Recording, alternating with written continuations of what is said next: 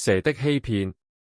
創世記第3章中關於人類墮落的描述，描繪了人類的脆弱和易受欺騙、悖逆和罪惡的形象。在審判的陰影下，神的憐憫之光閃耀，他在亞當和夏娃受罰之時，仍然眷顧他們。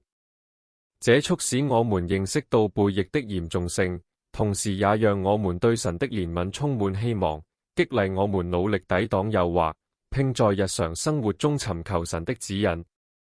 蛇比一切野獸都狡猾，他向夏娃詢問神關於園中那棵樹上果子的誡命。他歪曲事實，向夏娃保證，吃了果子就能像神一樣。夏娃被樹的誘惑和智慧的承諾所吸引，吃了禁果，還給了亞當一些。他們的眼睛被照亮，意識到自己的赤身裸體，便用無花果樹葉做成衣服遮蓋身體。當上帝來到伊甸園時，亞當和夏娃躲了起來。上帝質問他們，揭露了他們的悖逆。亞當責怪夏娃，夏娃則責怪蛇。上帝詛咒蛇，加重了夏娃分娩的痛苦，並讓男人終生勞作，宣告人類的必死性。亞當給妻子取名夏娃，上帝用獸皮為他們製作衣服。上帝承認他們獲得了分辨善惡的知識，將他們逐出伊甸園，並派基路伯守護生命樹的道路。亞當和夏娃的悖逆導致了原罪，並最終被逐出伊甸園。狡猾的蛇成功地欺騙了人類，引發了一系列事件，從根本上改變了被創造的世界以及人類在其中的地位。在伊甸園裡，一條被描述為比耶和華神所造的田野一切走獸更狡猾的蛇接近了夏娃。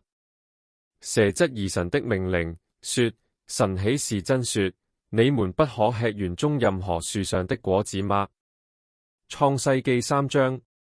這個問題引發了懷疑，挑戰了神話語的權威和真理。夏娃回應說，他澄清了神的命令，說他們可以吃園中樹上的果子，只是園子中間那棵樹上的果子不可吃，也不可摸，免得他們死。蛇反駁神的警告，斷言說，你們不一定死。蛇進一步引誘夏娃，暗示吃了那果子，他們的眼睛就會明亮，變得像神一樣，能分辨善惡。夏娃見那棵樹上的果子好作食物，悅人眼目，又能使人有智慧，就摘下果子吃了。她又給了和她在一起的丈夫亞當一些，亞當也吃了。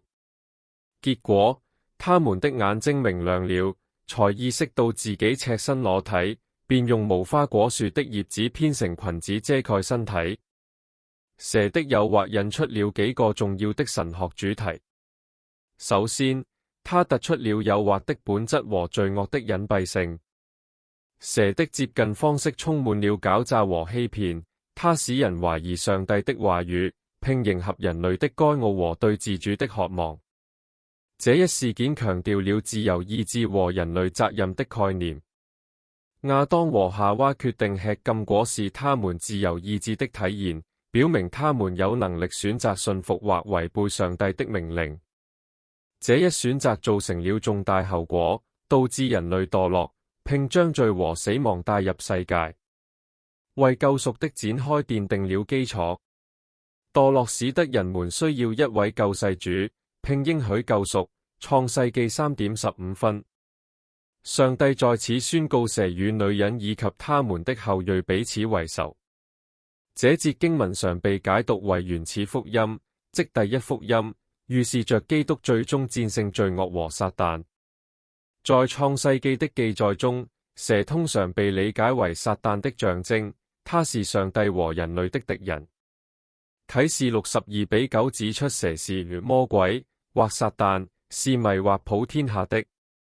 分別善惡樹象徵着上帝為人類自由設定的界限，它象徵着人可以選擇信靠並信服上帝，還是尋求脫離上帝，追求自主和自我決定。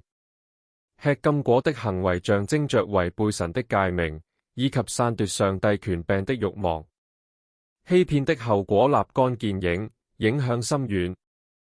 亞當和夏娃的背逆導致了靈性上的死亡，與上帝隔絕，並將罪引入了人類的生命體驗。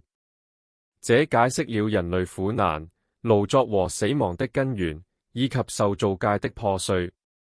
蛇的欺騙至今仍是基督教神學的基礎性論述，它闡明了罪的本質、對神聖恩典的需要，以及通過耶穌基督獲得救贖的盼望。